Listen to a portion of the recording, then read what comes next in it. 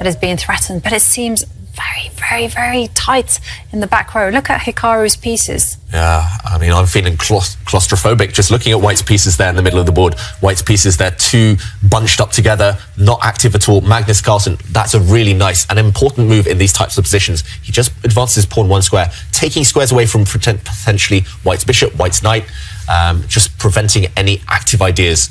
And suddenly, because Black has one extra central pawn right now, Black is the one who will dictate when the tension is clarified. This is very easy play by Magnus Carlsen now. Very simple plans as well. And he just needs to bring his bishops out. Yeah. Well, finally we saw Hikaru pick up his knight.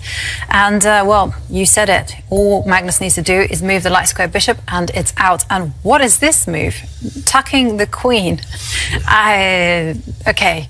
I mean, I said his strategy should be keeping pieces on the board at all costs, but this is going to the extreme.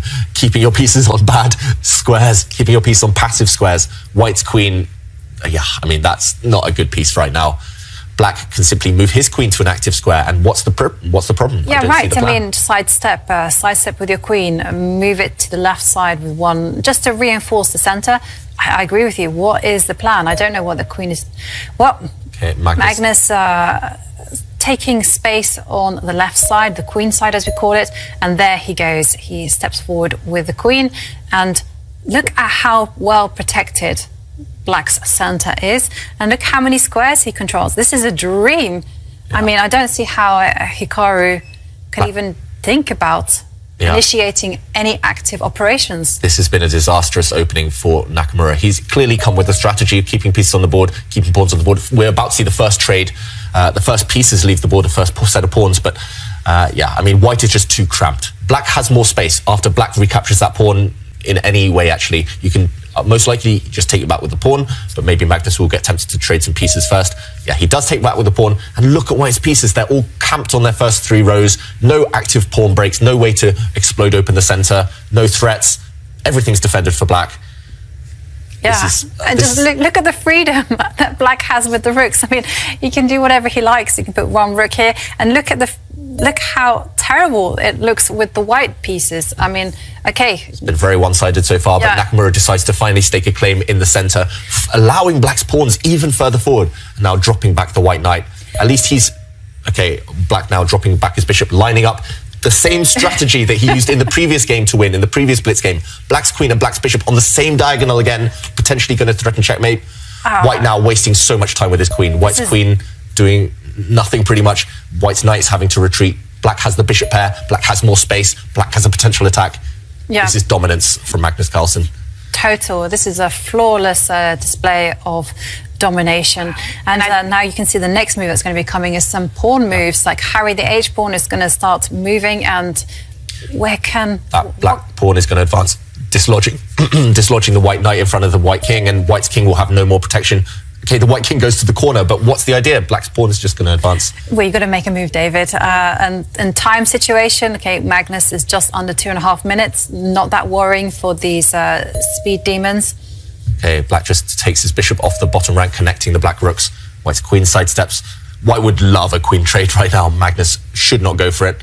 I don't think he'll be tempted. He can block that trade with his bishop, for example. He can even just step the Black queen back one square, keep those queens on the board, play for the attack.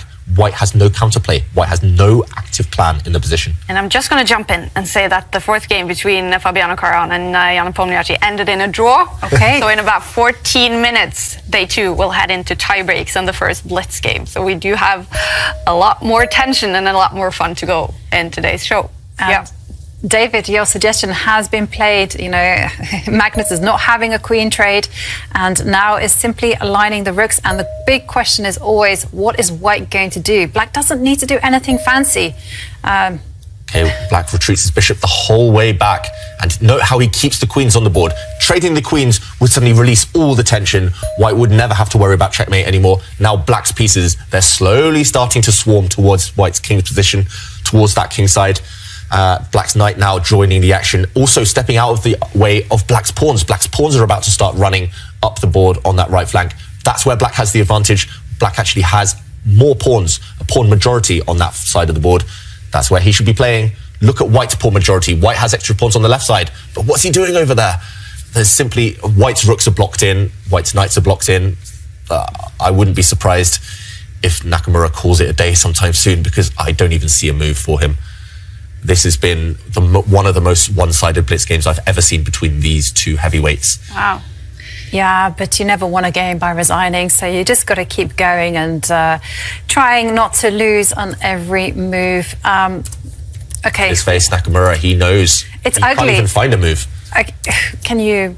There's nothing productive to be done in White's Move a position. knight. Move on. Okay, so there you go. Hikaru finds a move and is on the other side of the board, irrelevant to where the action is happening.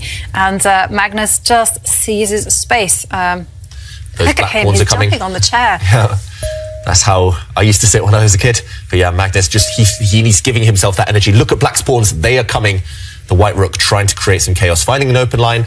There is a threat. White wants to capture Black's light squared bishop to undermine Black's defense of the central pawns. But that bishop can simply step back. Okay, instead, Magnus defends his central pawn. Now there's no idea or no viable idea yet of White's rook sacrificing itself for Black's bishop. White has an open line on that left side of the board, but it's irrelevant, right, Jovanka? Totally.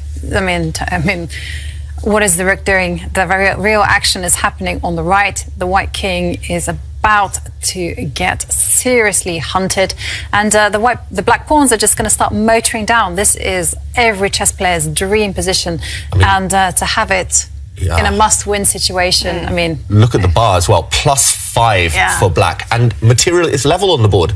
There's no checkmates. It's level material. That's how dominant Black's position is. And Hikaru has been forced to play one terribly ugly move, and now Magnus has a protected passed pawn to boot. So better pieces, attack. Look at Hikaru. Yeah, I mean, laughing. Yeah, the thing is though, sometimes when you play so horrifically, you just have to smile and go, well, this is not working for me, and just keep making the moves. The best thing to do is play quickly, and as long as you can't spot an immediate loss, chances are there aren't any. So White's queen is attacked. She has to move. She also has to keep protecting her rook at the bottom of the board. Black's queen is on a nice diagonal, but once White's queen moves away from this attack, Black's queen is going to jump into the position and give check to the White king. We're going to see it. Black's queen is going to jump in. No, he doesn't. Not yet. Same idea, but different order. Exactly. Once White's pawn recaptures that bishop, Black's queen will jump in with check. White's pawns are disappearing. The shelter around the White king is gone, and it's going to be checkmate in a few more moves. Wow. Will he resign? No, well, he's made a move. He's defending in a rather unique way. The rook has managed to snake its way from the left to the right, but okay, it's going to be all over. Yeah. Okay, the bishop just retreats. Magnus keeping things simple. There were other deadlier ways of finishing off this game, but he wants to play safety first chess. He trades the bishop. As soon as White recaptures, his rook will disappear. Magnus wins. Oh, look at that celebration from Magnus Carlsen. He is the winner of an extremely tense quarter-final match.